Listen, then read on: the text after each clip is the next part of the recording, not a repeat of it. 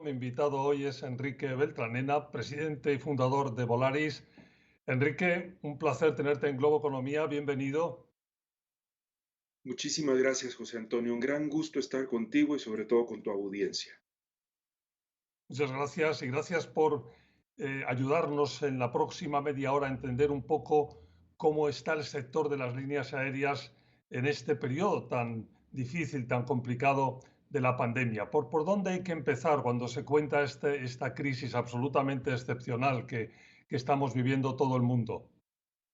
Mira, yo creo que hay que empezar claramente por decir que posiblemente somos uno de los segmentos de negocios más afectados en el mundo en esta transición. Creo que ha habido un proceso de acomodamiento de cada una de las aerolíneas, especialmente en Latinoamérica. Hemos visto aerolíneas tradicionales o lo que llamamos las aerolíneas legacy acomodándose en procesos incluso de capítulo 11 bajo la ley de quiebra de Estados Unidos, como la Chile, como la TAM, perdón, como Avianca, como Aeroméxico. Hemos visto aerolíneas desaparecer, como es el caso de Interjet en México, pero hemos visto otras aerolíneas que están teniendo un proceso de desarrollo y saliendo de la crisis en una forma muy eficiente y mucho más activa, con una estrategia que principalmente está fundamentada en el bajo costo, que son las aerolíneas de bajo costo, y una de ellas es Volaris. Sí, eso claramente ha sido un factor que a líneas aéreas como la vuestra, bueno, os ha parado en cierta manera el golpe. Déjame que sigamos un poco en este primer segmento, un poco con el escenario global y que me digas cómo has visto tú el tipo de ayudas gubernamentales que han sido fundamentales en muchos países para que muchas de estas líneas no quebraran, como dices, ¿no? Por ejemplo, aquí en Estados Unidos, ¿no? Mira, creo que definitivamente ha sido un apoyo enorme de parte de los gobiernos que han hecho este tipo de aportaciones. Y yo diría una de las cosas más importantes, José Antonio, porque seguimos siendo una industria de alto índice de utilización de personas, un high labor intensive business. Y entonces lo que sucede es que en un ambiente como estos, muchas aerolíneas hubieran tenido que despedir o salir de sus fuerzas laborales. Entonces, creo que en Estados Unidos esa parte ha tenido una importancia, yo diría, relativa buena. Por el otro lado, pues también tiene sus problemas en algunos momentos este tipo de ayudas, es decir, en modelos de aerolíneas que tal vez si no hubiera sido por este tipo de ayuda, no hubieran salido económicamente porque no son viables económicamente de por sí. En el caso de las líneas de bajo coste como la vuestra, tú decías que efectivamente ha sido un positivo el estar en esos bajos costes y en estar en una situación pues que seguramente más viable, como dices, que también es un tema importante previo a la pandemia de muchas líneas aéreas que estaban en una situación difícil. Pero en vuestro caso, ¿qué dirías tú que ha sido lo que más os ha ayudado a aguantar este periodo difícil para todos, obviamente? José Antonio, yo tengo dos frases que se han hecho célebres en la crisis. La primera es "The lowest cost always wins", es decir, el bajo costo siempre gana, y "Cash is king". Tener balances generales sólidos y fuertes ha sido la clave básicamente es cuando tú analizas en general las aerolíneas a nivel mundial. ¿Por qué el costo es un tema importante, José Antonio? Y no solo simplemente el costo, sino la configuración del costo. Una aerolínea de bajo costo tiene un monto enorme en costos variables y una proporción mucho menor en costos fijos, cuando las aerolíneas de modelos tradicionales tienen proporciones de costos fijos mucho más grandes. Entonces, cuando tú simplemente reduces o paras las operaciones, te quedas con una carga de costos que te está quemando liquidez de caja en los modelos tradicionales. En los modelos de bajo costo, esas proporciones del costo fijo son mucho menores y entonces hace que tu liquidez no se queme a la velocidad que se quemen los otros modelos. Nos gustaría, Enrique, centrarnos un poco en el momento actual y las expectativas hacia adelante. Bueno, ahora sobre todo el tema aquí y en la mayoría de los países es las vacunaciones y la variante Delta, ¿no? Que están en el horizonte, ¿no? Es correcto, José Antonio. Es decir, veamos, yo creo que hay dos temas aquí. Los países que han progresado fuertemente en el tema de la vacunación, los impactos que están teniendo derivados de la variante Delta son menores y los impactos de los contagiados teniendo la variable son mucho más manejables o menos dañinos que la primera parte. Creo que hay una cosa que es muy importante, José Antonio.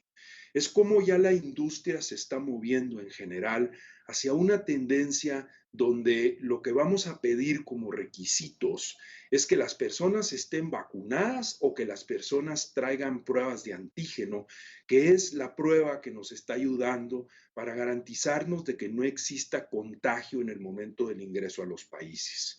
Hemos dejado atrás la etapa donde cada país prácticamente estaba imponiendo sus regulaciones y aunque algunas excepciones nos quedan en el continente, seguimos trabajando con la IATA, que es la Organización de Aviación y Transporte a nivel mundial, en tratar de homologar en la medida de lo posible hacia el futuro el tema de las regulaciones y las restricciones. Pero creo, José Antonio, sin temor a equivocarme, que el tema de la vacunación va a ser una cosa que va a seguir a lo largo, por lo menos, del siguiente año, siendo predominantemente importante en los requisitos que vamos a estar pidiendo en los países para viajar. Algo que, desde luego, positivo ha sido los dos primeros trimestres del año y de una forma casi global, yo creo, que para muchas líneas aéreas de distintos países en los que parecía hemos estado en un momento, bueno, mejor, que después ha vuelto un poco atrás, sobre todo por este tema de la variante Delta. Pero ha habido un momento en el que sobre todo los familiares, los viajes de recreo, los viajes de moverse en avión, han vuelto con fuerza, que eso de alguna forma lo que manifiesta, te pregunto, es la sensación de que cuando volvamos a la normalidad, la gente va a seguir queriendo volar.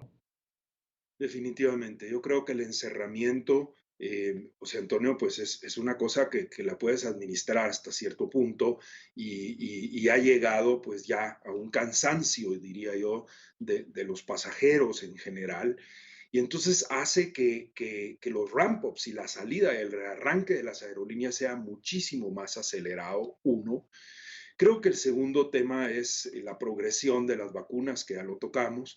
Y el tercer tema que yo te diría que es importante es, yo creo que finalmente se está entendiendo, José Antonio, que el sistema de ventilación en los aviones y la utilización de los protocolos de bioseguridad dentro del avión, la capacidad de filtrar el aire y de recircularlo en menos de 2 minutos el 100%, la capacidad de tener filtros EPA, que son los filtros que utilizas en los quirófanos prácticamente, Hospitales, sí, sí, que hoy así es. prácticamente los tenemos todos los aviones en el continente americano, está haciendo que el consumidor también regane esa confianza en el volar y yo creo que lo que nos queda es administrar, que es muy difícil y es un gran challenge para todos en la aviación, los aeropuertos, los procesos de seguridad y los procesos de chequeo de migración. Estamos de vuelta al Globo Economía, hoy con Enrique Beltranena, presidente y fundador de Volaris, hablando de las líneas aéreas y la pandemia. Y bueno, Enrique, cuando esto pasará, va a tardar, está siendo verdaderamente doloroso y una tragedia mundial, pero pasará y cuando pase hay que esperar que retomemos con fuerza y también durante la propia pandemia algunos de los temas de futuro en la mejora del sector y ahí el del clima, el cuidado del cambio climático, el defenderse de la tragedia que supone esa cuestión en la que vosotros habéis sido absolutamente pioneros y muy activos, ¿no? Es correcto. Creo que es una de las cosas más importantes y creo que hay una enorme preocupación de la industria y yo diría más que una ocupación muy intensa en el tema del cambio climático en general, José Antonio, y creo que hay mucho que platicar en este sentido. Que hay que mejorar en el tema técnico, que es importante y que tú siempre me cuentas cómo los nuevos aparatos están saliendo con mejoras. ¿Son realmente mejoras que hagan una diferencia o todavía en el volumen de la preocupación eso es una gota o es un granito de arena? Yo creo que es un granote de arena. Es decir, a ver, voy a Granote. comenzar por a nivel mundial y voy reduciéndome. Es decir, a veces tendemos a, dado lo que vemos y a lo que, a lo que observamos cerca de los aeropuertos, a veces nuestra percepción es que la aviación es un enorme contaminante del mundo, pero en realidad la aviación a nivel mundial representa prácticamente un 2 a un 2,5% de los contaminantes en el mundo. Y esto creo que es un número que es muy importante mantener en mente para no sacar de proporción muchas veces las cosas que tenemos que hacer. El segundo tema es, en realidad en la aviación, para que tú puedas volverte una aerolínea más verde, entrar en estos procesos en una forma más efectiva, debemos de ir caminando hacia las nuevas tecnologías de combustibles y hacia las nuevas tecnologías prácticamente eléctricas, etcétera, que podrían estar en el futuro. Hoy por hoy, solo para que te tomes una idea, José Antonio, el primer avión eléctrico certificado en Europa sucedió hace 2 meses prácticamente en el mundo. Entonces, ¿qué es lo que sucede? Prácticamente la aviación o la tecnología en general de la aviación viene, diría yo, unos pasos atrás del mundo en este sentido. Sin embargo, los motores ecoeficientes que estamos utilizando, la aviación en general y la aviación con nuevos aviones, diría yo, con aviones de tecnología de los últimos 5 años, en el caso de Volaris, pues vamos a llegar a tener en el 2026 prácticamente el 100% de nuestra flota ecoeficiente. ¿Y qué significa esto? Pues que estamos reduciendo prácticamente un 18% en la quema de combustible, una reducción dramática del CO2 de prácticamente 50% en cada uno de los despegues y una reducción de las emisiones de nitrógeno de arriba del 50%. Entonces, los nuevos motores están haciendo un trabajo importante en este. Enrique, nos vamos a tener que ir. El wrap-up de todo lo que hemos hablado, tu visión, la hoja de ruta de lo que tienen que pasar en las líneas aéreas los próximos meses, el corto y medio plazo. Yo diría que el primero, pues tenemos claramente que seguir adelante con los procesos de vacunación. El segundo, diría, las dos premisas de ser el más bajo costo posible y tener balances fuertes en términos de liquidez son fundamentales. El tercero es un trabajo intenso para reactivar la demanda de los pasajeros y esa demanda tiene un ramp-up muy rápido en los primeros meses, pero después vamos a llegar a un proceso como de stagnation en las curvas y en ese momento vamos a necesitar la presión de la reducción de los precios para poder incentivar los mercados y regresar a los niveles anteriores. Finalmente, creo que el mercado de negocios es un mercado que va a cambiar para siempre y que debemos de adaptar las aerolíneas que estaban enfocadas en ese nicho de mercado a diversificaciones mucho más importantes. Para terminar, creo que el tema de bioseguridad y el tema de aerolínea verde se está volviendo un tema fundamental en general, no solo en la forma en que nos manejamos para tener un mejor planeta, sino también para tener unos mejores inversionistas y más eficientes inversionistas hacia el futuro. Enrique, pues muchísimas gracias por haber estado con nosotros. Siempre un placer tenerte en Globo Economía. Gracias. Gracias a ti, José Antonio, pero muy especialmente a tu audiencia que nos privilegia especialmente con su transportación. Muchas gracias. Fue Enrique Beltranena, presidente y fundador de Volaris.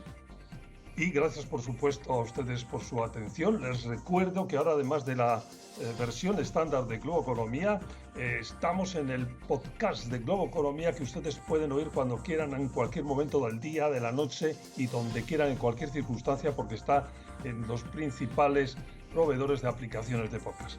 Muchas gracias y hasta la próxima semana.